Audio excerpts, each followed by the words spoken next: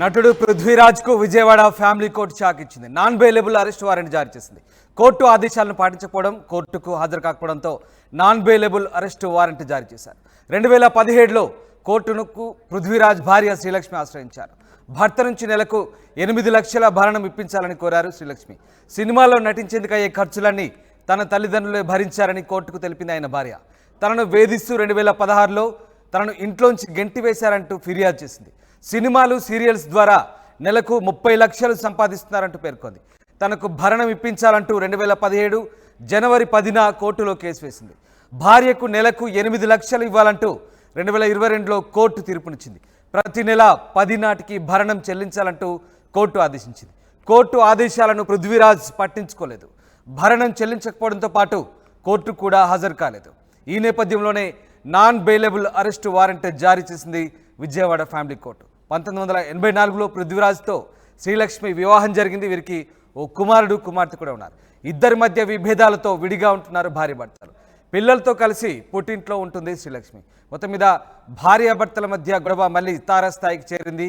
Court ఆదేశాలను ధిక్కరించడంతో పృథ్వీరాజ్కు మరొకసారి non bailable warrant జారీ అయింది. ఎస్, రాజేష్ జాయిన్ అవుతున్నారు. రాజేష్, 30 ఇయర్స్ పృథ్వీగా, 30 ఇయర్స్ ఇండస్ట్రీగా పేరుగాంచినటువంటి పృథ్వీ ప్రస్తుతం మళ్ళీ వివాదాల్లో చిక్కున్నాడు.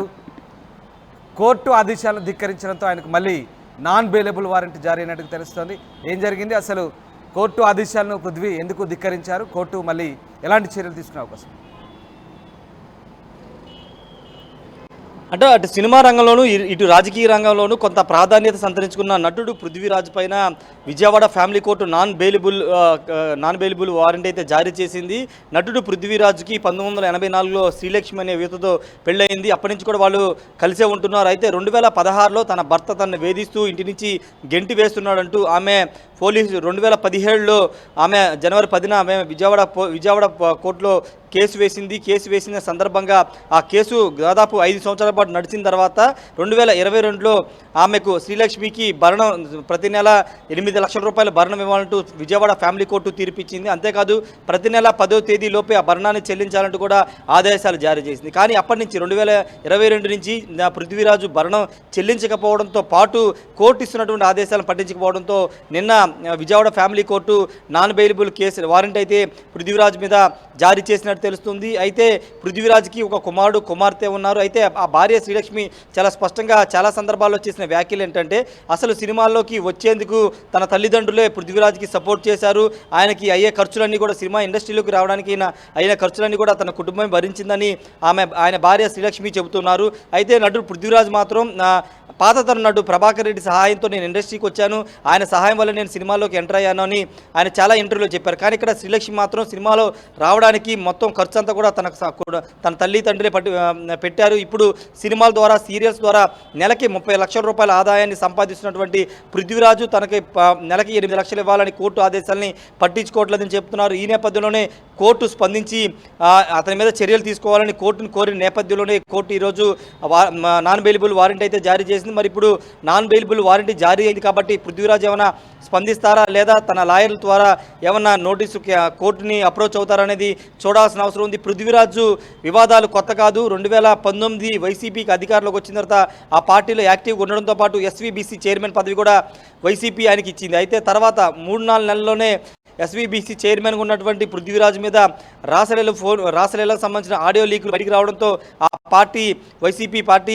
ఆయన్ని పదవి నుంచి తప్పించింది. తర్వాత పార్టీలో కొంత ఇన్యాక్టివ్గా ఉన్నప్పటికీ గత 2 సంవత్సరాలుగా, 2.5 సంవత్సరాలుగా ఆయన జనసేన మద్దతుదారుగా ఉన్నారు. జనసేనలో కూడా చేరారు. ఇప్పుడు జనసేనలో ఉంటూ అధికార వైసీపీ మీద తీవ్రస్థాయిలో విరుచుకుపడుతున్న పృథ్వీరాజు ఇప్పుడు ఫ్యామిలీ ఇష్యూస్ ఆయనకి కొంత తలనొప్పిగా మారాయని చెప్పాలి. తన మొదటి భార్యకు సంబంధించినటువంటి ఇష్యూలో శ్రీలక్ష్మి చేసినటువంటి కేసుకు సంబంధించి ఆయన భరణం చెల్లించిపోవడంతో ఇప్పుడు కోర్టు సీరియస్ అవడంతో పాటు అరెస్ట్ వారెంట్ కూడా, నాన్ బెయిలబుల్ వారెంట్ జారీ చేసిన నేపథ్యంలో ఇప్పుడు ఆయన ఏ విధంగా స్పందిస్తారు, ఈ కేసుని ఏ విధంగా పరిష్కరించుంటారు, భరణం నెల భరణం చెల్లిస్తారా, దాదాపు 3 సంవత్సరాలు పెండింగ్ ఉంది కాబట్టి భరణం అంతా తిరిగి ఒకేసారి చెల్లిస్తారా, లేకపోతే కోర్టు ముందు ఆయన ఏ విషయాలు చెబుతారనేది చూడాల్సిన అవసరం అయితే కనబడుతుంది. ఏదేమైనప్పుడు ప్రస్తుతం అయితే పృథ్వీరాజ్ కొంత ఇబ్బందులు ఎదుర్కొంటున్నారని చెప్పి రాజేష్, ఇలాంటి కేసులో సాధారణంగా కోర్టు ఎలాంటి చర్యలు తీసుకునే అవకాశం ఉంది? అంటే ఇప్పుడున్న పరిస్థితుల్లో ఒకవేళ పృథ్వీరాజ్ తనకు అంతగా సినిమా అవకాశాలు లేవనో, అంత ఆదాయం లేదనో, చెల్లించుకునే పరిస్థితిలో లేననో కనుక కోర్టుకు విన్నవించుకుంటే ఒకవేళ ఈ అంశంలో కోర్టు ఎలాంటి తీర్పు ఇచ్చే అవకాశం ఉంది, ముఖ్యంగా నాన్ బెయిలబుల్ వారెంట్ జారీకి సంబంధించి తిరిగి కోర్టు ఎలాంటి చర్యలు తీసుకునే అవకాశం ఉంది? అంటే పృథ్వీరాజు చెప్పే వాదనని కోర్టు వినే అవకాశం లేదు. ఎందుకంటే కోర్టు ఒకవేళ తనకు ఆదాయం లేదు, సినిమాలు నటించట్లేదు, సీరియల్ నటించట్లేదు, తనకు ఆదాయం లేదు కాబట్టి తన భరణం చెల్లించాలని చెప్పినా ఇప్పుడు కోర్టు వినే పరిస్థితి లేదు. ఎందుకంటే దానికి 2 సంవత్సరాల టైం ఉంది. 2022లో ఈ కేసుకి సంబంధించినటువంటి భరణం చెల్లించాలని ఇచ్చినప్పుడు ఆయన అప్పుడే అప్రోచ్ అయ్యి, లేకపోతే దాని ఒక 6 నెలల సంవత్సరం తర్వాత కోర్టుని అప్రోచ్ అయ్యి నేను చెల్లించలేను, ఇంత సంపాదన నాకు లేదని చెప్తే కోర్టు ఏదైనా పరిగణలో తీసుకుని భరణం తగ్గించడమో లేదా ఆల్టర్నేటివ్ ఏదైనా ఇష్యూస్ ఏదైనా తీర్పు ఇచ్చేది. కానీ 2 సంవత్సరాలుగా కోర్టు ఇస్తున్నటువంటి నోటీసుల పైన కానీ కోర్టు ఇస్తున్న ఆదేశాలని, కోర్టు ఇచ్చిన తీర్పు నెలకి 8 లక్షలు చెల్లించాలని తీర్పును కూడా పాటించుకోకుండా కోర్టు ఆదేశాలను పాటించుకోకపోవడం పట్ల విజయవాడ ఫ్యామిలీ కోర్టు చాలా సీరియస్గా ఉంది. ఇప్పుడు తన దగ్గర డబ్బులు లేవు కాబట్టి చెల్లించలేని వాదన తీసుకొచ్చినా మరి 2 సంవత్సరాలు ఏం చేశారనే ప్రశ్నను కోర్టు లేవనెత్తే అవకాశం ఉంది. కాబట్టి ఆ అంశంలో కోర్టు అవకాశం ఇచ్చే అవకాశం అయితే లేదు. ఎందుకంటే 2 సంవత్సరాలు టైం ఇచ్చినప్పటికీ ఆయన చెల్లించలేదు. రెండోది కోర్టు ఆదేశాలు కూడా పట్టించుకోవట్లేదు. కాబట్టి ఇప్పుడు నాన్ బెయిలబుల్ వారెంట్ జారీ చేసింది. కాబట్టి ఇప్పుడు కోర్టు ముందు ఆయన ఇలాంటి వాదనలు, తన దగ్గర ఆదాయం లేదు, సినిమాలు లేవు, సీరియల్స్ లేవు అనే వాదన తీసుకొచ్చినా వాటిని కోర్టు తోసిపుచ్చే అవకాశం ఎక్కువ ఉంది. Ramdas. Right, yes sir, thanks for the update Rajesh. ఇది మొత్తం మీద నటుడు పృథ్వీరాజ్కు విజయవాడ ఫ్యామిలీ కోర్టు షాక్ ఇచ్చింది. నాన్ బెయిలబుల్ అరెస్ట్ జారీ చేసింది. కోర్టు ఆదేశాలను పాటించకపోవడం, కోర్టుకు హాజరు కాకపోవడంతో ఆయనకి అరెస్ట్ వారెంట్ ఇచ్చారు. 2017లో కోర్టును పృథ్వీరాజ్ భార్య శ్రీలక్ష్మి ఆశ్రయించారు. భర్త నుంచి నెలకు 8 లక్షల భరణం ఇప్పించాలని ఆమె కోర్టును కోరారు. సినిమాలో నటించే అయ్యే ఖర్చులన్నీ కూడా తన తల్లిదండ్రులే భరించారంటూ ఆమె కోర్టుకు తెలిపింది. తనను వేధిస్తూ 2016లో తనను ఇంట్లోంచి గెంటేశాడంటూ ఆమె ఫిర్యాదు చేసింది. సినిమాలు, సీరియల్స్ ద్వారా నెలకు 30 లక్షలు సంపాదిస్తున్నారంటూ పేర్కొని తనకు భరణం ఇప్పించాలని 2017 జనవరిలో ఆమె కోర్టుకు విన్నవించుకుంది. ఈ నేపథ్యంలో కోర్టు ఆదేశాలతో ఆయన కొద్ది రోజుల పాటు చెల్లిస్తూ వచ్చారు. తర్వాత ప్రతి నెల 10 నాటికి భరణం చెల్లించాలంటూ కోర్టు ఇచ్చినటువంటి ఆదేశాలు ఆయన పట్టించుకోలేదు. భరణం చెల్లించకపోవడంతో కోర్టు కూడా ఆయన హాజరు కాలేదు. ఈ నేపథ్యంలోనే నాన్ బెయిలబుల్ అరెస్ట్ వారెంట్ జారీ చేసింది విజయవాడ ఫ్యామిలీ కోర్టు. మరి పృథ్వీరాజ్పై ఎలాంటి చర్యలు తీసుకుంటారు, మళ్ళీ ఏం జరగబోతుంది అనే ఆసక్తి నెలకొంది. ఆది నుంచి కూడా పృథ్వీరాజ్ వివాదాల్లో ఉన్నారు. అటు రాజకీయంలోనూ ఇటు కుటుంబ నేపథ్యంలో కూడా ఆయన వివాదాలు కొనసాగుతూనే ఉన్నాయి. తిరిగి మరి పృథ్వీరాజ్కు కోర్టు ఎలాంటి చర్యలు తీసుకుంటుందని మాత్రం ఆసక్తిగా మారింది.